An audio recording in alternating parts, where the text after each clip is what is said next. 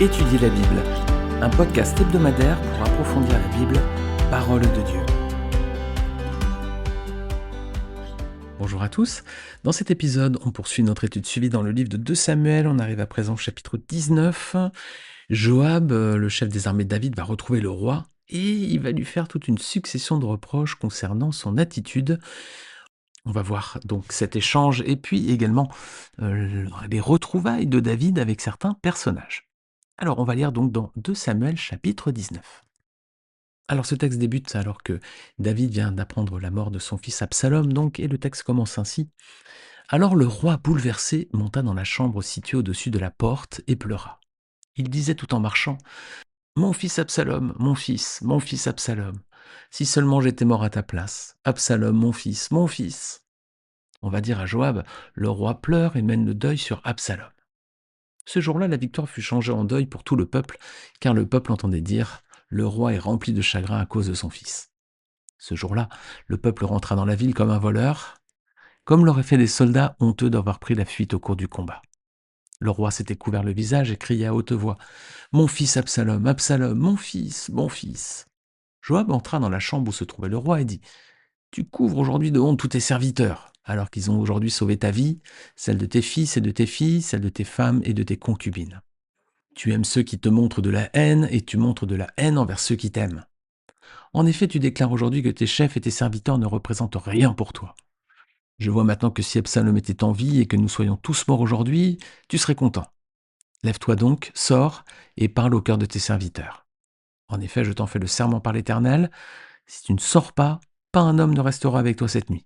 Et ce sera pire pour toi que tous les malheurs que tu as connus depuis ta jeunesse jusqu'à maintenant. » Alors le roi se leva et s'assit à la porte de la ville. On annonça à tout le peuple, le roi siège à la porte. Et tout le peuple vint devant le roi. Quant aux Israélites, ils s'étaient enfuis chacun dans sa tente. Dans toutes les tribus d'Israël, tout le peuple était en grande discussion. On disait, c'est le roi qui nous a délivrés de nos ennemis, c'est lui qui nous a sauvés des Philistins, et maintenant il a dû fuir le pays devant Absalom. Or, Absalom, que nous avions consacré par onction pour qu'il règne sur nous, est mort au combat. Maintenant, pourquoi ne parlez-vous pas de faire revenir le roi ? De son côté, le roi David envoya un messager dire aux prêtres Tsadok et Abiatar. Parlez aux anciens de Juda, dites-leur. Pourquoi seriez-vous les derniers à faire revenir le roi chez lui ? En effet, ce qui se disait dans tout Israël était parvenu jusqu'au roi chez lui. Vous êtes mes frères, vous êtes faits des mêmes os et de la même chair que moi. Pourquoi seriez-vous les derniers à faire revenir le roi ? Vous direz aussi à Amasa, n'es-tu pas fait des mêmes os et de la même chair que moi ?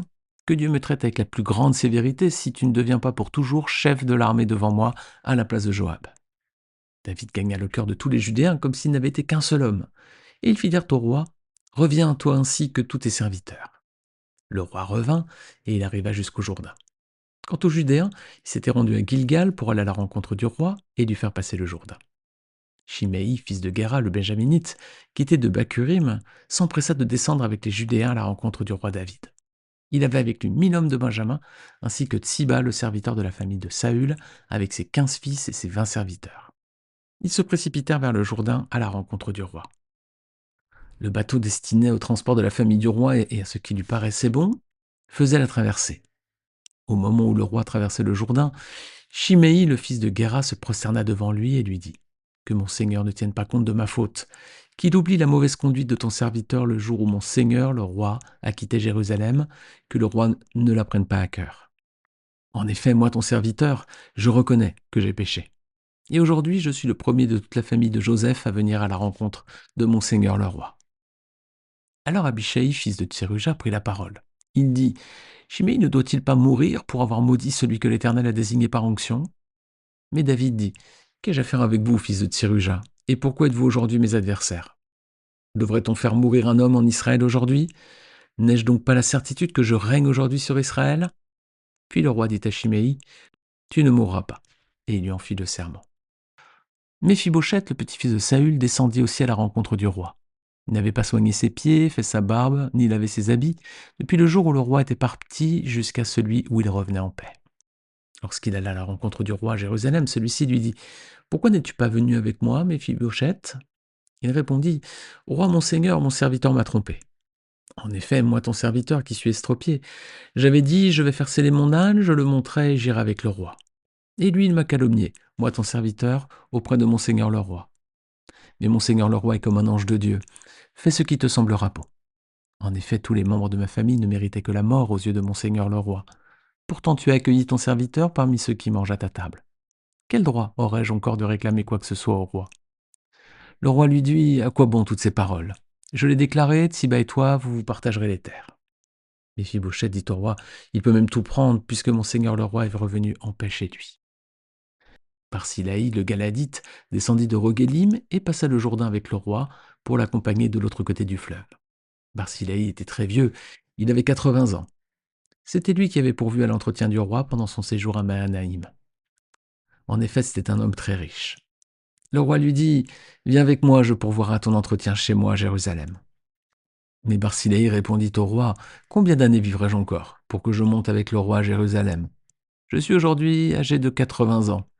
Suis-je capable de distinguer ce qui est bon et ce qui est mauvais? Ton serviteur peut-il savourer ce qu'il mange et boit? Puis-je encore entendre la voix des chanteurs et des chanteuses? Et pourquoi ton serviteur serait-il encore une charge pour mon seigneur le roi? Ton serviteur avancera juste un peu de l'autre côté du Jourdain avec le roi. Pourquoi d'ailleurs le roi m'accorderait-il ce bienfait? Laisse donc ton serviteur repartir chez lui. Que je meure dans ma ville, près du tombeau de mon père et de ma mère. Mais voici ton serviteur Kimam. Il accompagnera mon seigneur le roi. Fais pour lui ce qui te plaira.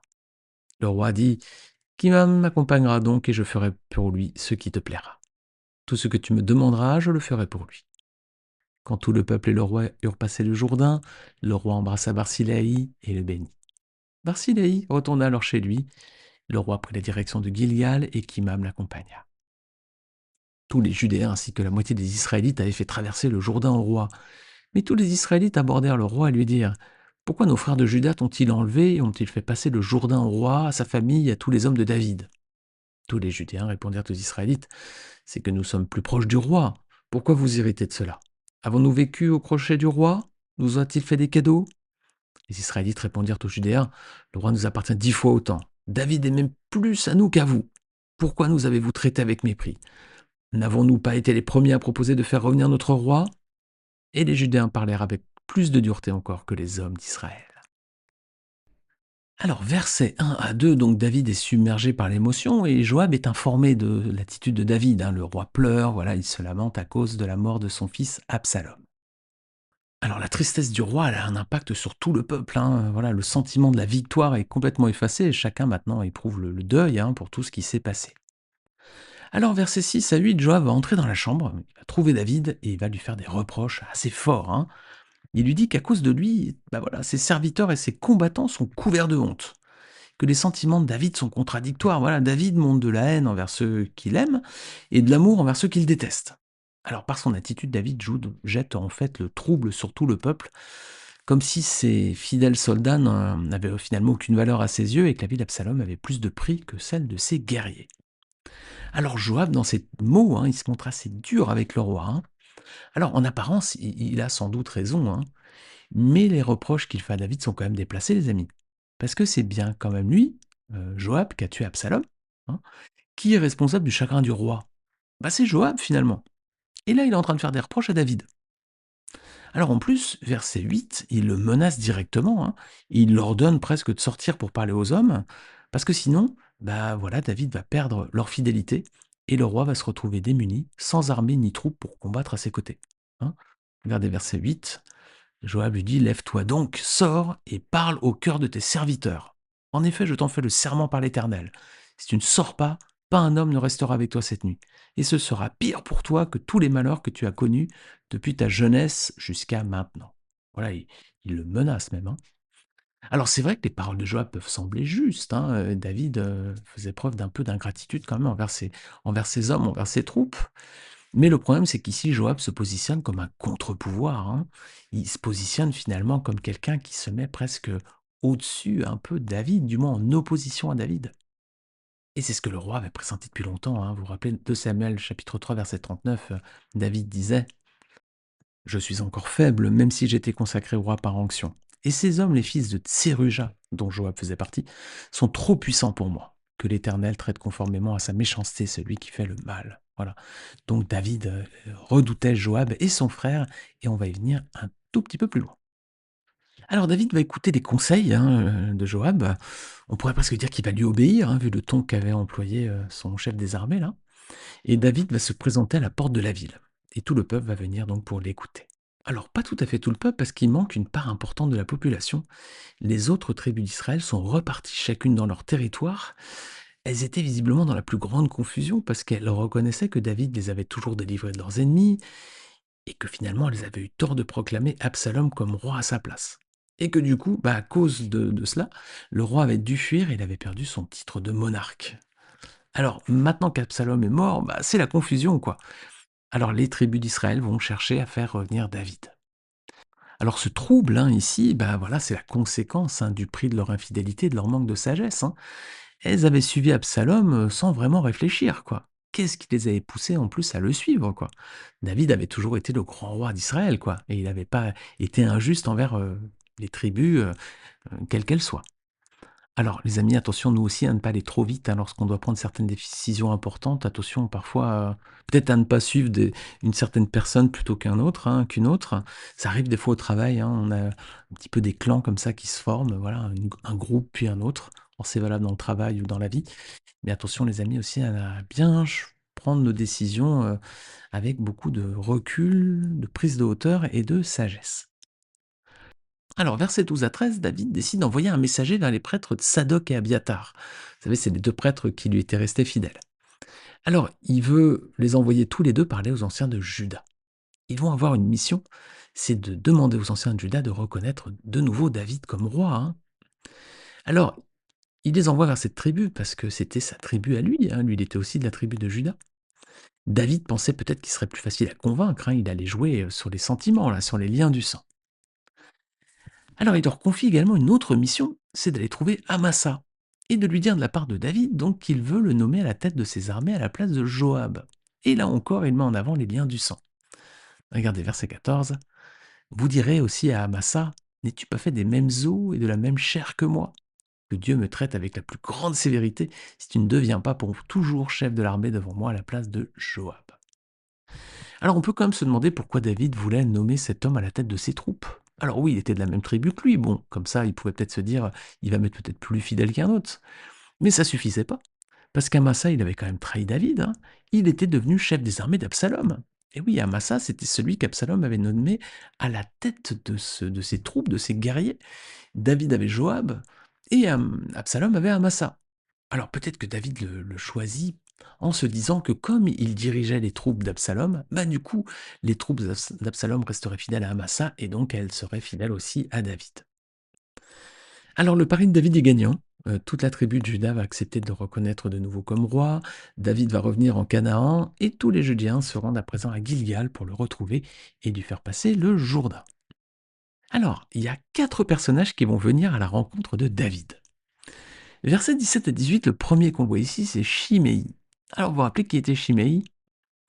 C'est l'homme qui avait maudit David à la sortie de Jérusalem. On avait vu ça dans 2 Samuel 16, versets 5 à 8. Vous savez, quand David avait fui devant Absalom, il était sorti avec des hommes avec lui, et puis il y avait Shimei qui était sorti et qui lui jetait des trucs et qui le maudissait. Alors cet homme Shimei, c'était un Benjaminite, donc c'était de la tribu du roi Saül. Peut-être qu'il en voulait justement à David pour cela, d'avoir pris la couronne à celui qui était de leur tribu, de sa tribu. Et il n'est pas tout seul, Shimei, il a avec lui 1000 hommes. Donc c'est aussi pour montrer au roi David qu'il ne vient pas tout seul. C'est pas pour dire j'ai une troupe avec moi pour combattre si besoin, c'est juste pour dire voilà, tous ces hommes-là finalement te seront dévoués. Alors il y a un autre personnage qui l'accompagne, c'est Tsiba. Vous vous rappelez qui était Tsiba? Tsiba, c'était l'ancien serviteur de la famille de Saül. C'est lui qui avait calomnié Méphibosheth, le fils de Jonathan. Il avait prétendu que Méphibosheth, il était resté à Jérusalem pour essayer de reprendre le trône de son grand-père Saül. On avait vu ce passage en 2 Samuel 16, versets 1 à 4. Alors lui aussi, il n'est pas tout seul, il a ses 15 fils et ses 20 serviteurs. Alors ce qui est étonnant, c'est que Tsiba, c'était le serviteur de Saül, mais lui aussi, il a 20 serviteurs, quoi. Donc il a vraiment une position importante. Et finalement, il avait beaucoup de biens, semble-t-il, parce qu'il pouvait entretenir en plus 15 fils. Alors donc Shimei et Tsiba, deux traîtres, qui essaient à présent de venir vers David pour se réconcilier avec lui. Et puis Shimei, il a une autre attitude aussi, c'est qu'il va s'humilier, il va se prosterner devant David, Et qu'est-ce qu'il va faire? Ben, il va dire qu'il reconnaît sa faute et qu'il a péché contre le roi. Alors il implore son pardon pour que David ne le punisse pas. Alors ça, c'est plutôt une bonne attitude. Il est toujours bon de reconnaître ses fautes, hein, et de demander pardon pour les erreurs qu'on a pu commettre. Regarde avec moi, Proverbe 28, verset 13. Celui qui cache ses fautes ne réussira pas, mais celui qui les reconnaît les abandonne et est pardonné. Voilà les amis, quand vous avez fait du mal à quelqu'un, quand vous avez fait du tort, eh ben, ne cachez pas votre faute, voilà, reconnaissez-la, abandonnez-la et demandez pardon. Et ce texte dit bien, hein, celui qui reconnaît ses fautes et qui les abandonne sera pardonné. C'est valable avec les hommes, mais c'est aussi valable avec Dieu, bien sûr. Le Seigneur dit que si nous confessons nos fautes, il est fidèle et juste pour nous les pardonner. Alors, il y a une personne à qui ça fait pas plaisir, tout ça, c'est Abishai, au verset 22. Abishai, donc, c'est aussi un fils de Tseruja. Donc, c'est l'un des frères de Joab. Et c'est l'un des hommes de main de David, on va dire, un de ses guerriers aussi. Alors, il veut pas que cet homme reçoive le pardon. Il sait bien ce qui s'est passé la première fois parce que lorsque Shimei avait maudit David, Abishai était présent déjà et il avait demandé au roi la permission de le tuer. David avait refusé, mais Abishai renouvelle cette fois sa demande auprès du roi. Shimei ne doit-il pas mourir pour avoir maudit celui que l'Éternel a désigné par onction? Et dans la première fois, Abishai avait dit: Pourquoi ce chien mort maudit-il le roi mon seigneur? Laisse-moi donc aller lui couper la tête. C'était dans 2 Samuel 16, verset 9. Donc on voit qu'Abishai ne veut pas laisser passer ça, quoi. Mais David s'oppose à sa demande. D'ailleurs, il ne lui parle pas au singulier, il lui parle au pluriel, il dit: Qu'ai-je à faire avec vous, fils de Tseruja? Donc il englobe aussi Joab, hein, le chef de son armée aussi. Il leur reproche leur attitude, hein, et d'être aujourd'hui ses adversaires. Et on va voir dans la suite de l'histoire pourquoi il dit ça. Alors David promet à Shimei qu'il ne mourra pas. Il ne veut pas punir un homme le jour où lui-même retrouve son trône sur Israël. Et là, on voit que David était miséricordieux, hein. Ça, c'est un trait de caractère qu'on doit cultiver nous aussi. On ne doit pas cultiver la rancœur, on doit savoir pardonner et ne pas punir et frapper ceux qui nous ont fait du mal. Alors, c'est pas toujours facile parce que notre cœur est méchant, mauvais encore, on reste très humain encore. Mais pourtant, c'est l'attitude qu'on devra entretenir, les amis, même si ça nous coûte. Et je reconnais bien sûr que ce n'est pas facile pour moi le premier. Alors, il y a un autre personnage, un troisième qui va venir à présent. Il y en a déjà eu deux, hein, donc il y a eu Shimei et Tsiba, deux traîtres. Et il y en a un troisième qui arrive à présent, c'est Méphi-Bochette. Alors, on va s'arrêter là pour aujourd'hui, parce qu'on est dans un podcast de 15-20 minutes. Voilà, on va garder les deux autres personnages pour la semaine prochaine. Donc, il y aura Méphi-Bochette, et puis il y en aura encore un quatrième qui va arriver après, c'est Barsilaï. Là, à présent, on va voir deux bons personnages. On vient de voir déjà deux traîtres. On aura encore deux bons personnages à voir. Et puis, on va voir l'attitude de David aussi, comment il va gérer la situation, là, sur le moment, comment il va gérer ses retrouvailles et comment il va traiter aussi ces mêmes personnes, mais dans l'avenir. Voilà. Plus tard, notamment à la fin de sa vie, le roi David va donner des instructions à son fils Salomon avant de mourir, et on va retrouver certains de ces personnages justement ici. On verra justement l'attitude de David à la fin de sa vie. Alors je vous propose de voir tout ça la semaine prochaine, les amis. En tout cas, on a déjà vu des points importants dans ce passage, hein. Joab, hein, qui essaie de se placer presque au-dessus du roi. En tout cas, il se met face à lui, il s'oppose à lui, hein, en disant, voilà, en essayant de lui parler assez fort. Et puis, on a vu aussi donc Shimei, hein, et puis Tsiba, voilà, qui ont cette attitude aussi d'opposition à David. Alors, on verra donc la semaine prochaine donc Méphi-Bochette et Barsilai. J'ai hâte de vous retrouver pour la suite de cette histoire. Je vous dis à la semaine prochaine.